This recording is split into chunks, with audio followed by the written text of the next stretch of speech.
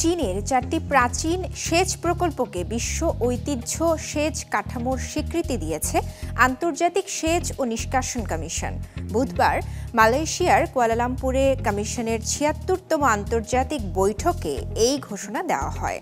নতুন তালিকায় যুক্ত হয়েছে ইউন্নান প্রদেশের ইউয়ানয়াং হানি ধান ক্ষেতের ধাপ চাষ ব্যবস্থা, চিয়াংসু প্রদেশের ছিশান হ্রদ সেচ প্রকল্প, সিচুয়ান প্রদেশের চিয়ানচিয়াং বাঁধ এবং বেইজিংয়ের ইয়ংতিং বাঁধ নদীর প্রাচীন খাল সেচ ব্যবস্থা।